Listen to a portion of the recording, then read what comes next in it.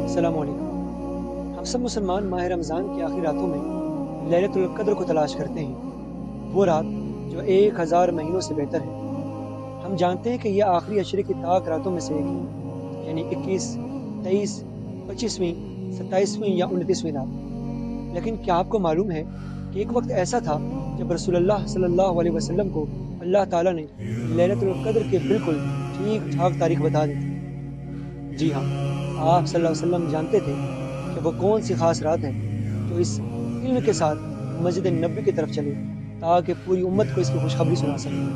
مگر پھر کچھ ایسا ہوا کہ وہ علم ان سے اٹھا لیا گیا۔ وہ کیا تھا؟ وہ واقعہ کیا تھا؟ یہ جاننا آپ کے لیے بہت ضروری ہے۔ یہ واقعہ صحیح بخاری کے ایک معتبر حدیث میں بیان کیا گیا ہے۔ نبی کریم صلی اللہ علیہ وسلم جب باہر تشریف لائے تاکہ ہمیں لیلۃ القدر کی متعین تاریخ کے بارے میں خبر دے سکیں، لیکن جب آپ مسجد میں داخل ہوئے تو وہاں کا منظر کچھ اور ہی تھا۔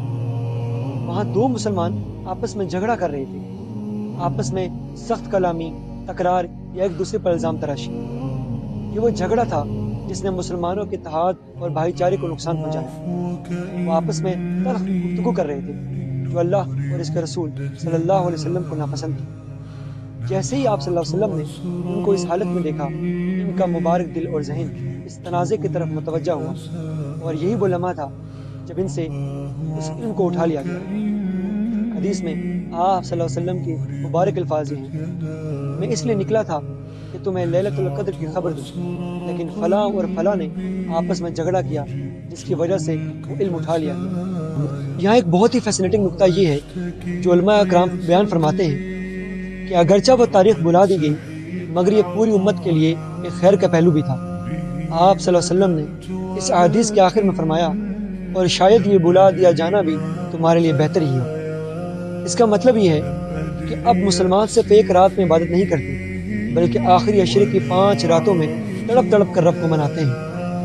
اگر تاریخ معلوم ہوتی تو شاید ہم صرف اسی رات پر تکیہ کرتے اور باقی راتوں کی برکات سے محروم رہ جاتے۔ یہ واقعہ ہمیں 2 بڑے سبق دیتا ہے۔ پہلا سبق، آپس میں جھگڑا، نفاق اور لڑائی وہ گناہ ہے جو اللہ کی طرف سے آنے والی برکات اور علم کو روک دیتا ہے۔ 2 مسلمانوں کے جھگڑے نے پوری امت کو ایک بہت ہی بڑے راز سے محروم کر دیا۔ دوسرا سبق، لیلۃ القدر کی تلاش کرنا ایک جدوجہد کا کام ہے۔ اسے آخری عشرے کی ہر طاق رات میں تلاش کریں، اللہ سے گناہوں کی معافی مانگیں اور اس کی رحمت کی امید رکھیں۔ اللہ تعالیٰ ہمیں اس عظیم رات کے برکات سے فیض یاب فرمائے اور ہمارے دلوں سے کینہ اور بغض کو دور کر کے ہمیں آپس میں محبت کرنے والا بنا لے۔ آمین ثم آمین۔